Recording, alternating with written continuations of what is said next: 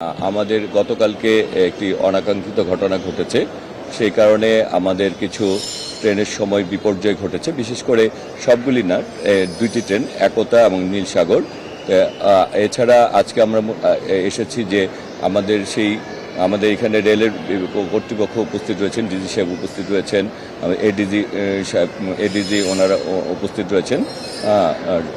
রয়েছেন রেলের বিভিন্ন পর্যায়ের কর্মকর্তাবৃন্দ। আমরা আজকে এসেছি যে গতকালকের এই ঘটনার পরিপ্রেক্ষিতে আজকে আমাদের ট্রেনের যাত্রীদের কোনো ভোগান্তি হচ্ছে কিনা, ভোগান্তি হলে কোন কোন ট্রেন বিলম্বে ছাড়ছে, এবং সেক্ষেত্রে যাত্রীদের সাথে আমরা কথা বলেছি। মূলত আমরা দেখেছি যে দুটি ট্রেনের সময় বিপর্যয় ঘটেছে, একটি হচ্ছে একতা আর একটা হচ্ছে নীলসাগর। এছাড়া বাকি যে ট্রেনের যে সময়সূচিগুলি ছিল সেগুলি শিডিউল টাইমে ট্রেনগুলি সেরে যাচ্ছে। আর আমরা সেই ঘটনার পরিপ্রেক্ষিতে স্টেশন মাস্টার এবং ড্রাইভার দুজনকেই সাময়িক বরখাস্ত করা হয়েছে।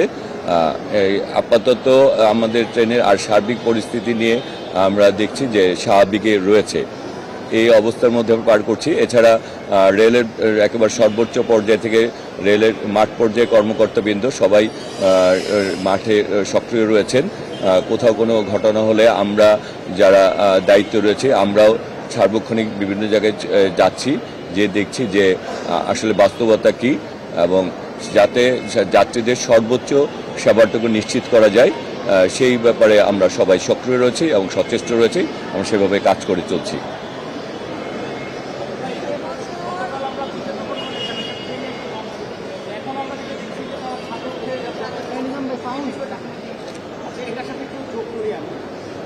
আপনি যখন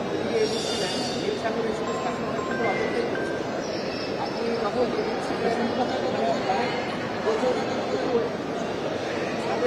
লোক ছিল, আপনি যে মুহূর্তে ছিলেন সেই মুহূর্তে ট্রেনটা ছেড়ে গেল। এটা কি আপনার চোখ এড়ানোর জন্য আসলে এমনটি হলো? কারণ ট্রেন তো অনেকক্ষণ ধরে এটা করে দিচ্ছে। বিষয়টা এরকম না। আচ্ছা, যেটি হচ্ছে যে হ্যাঁ, আপনার এই অভিযোগটি আপনার করতেই পারেন, করা স্বাভাবিক।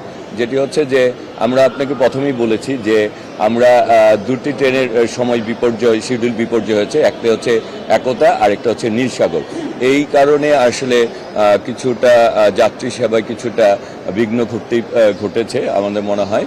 যে আর এখানে যেটা হচ্ছে যে এটা আমার এখানে আসাটাও আমি হঠাৎ করেই আসতে চেয়েছি, কোনো কিছু আমাদের পরিকল্পিত না।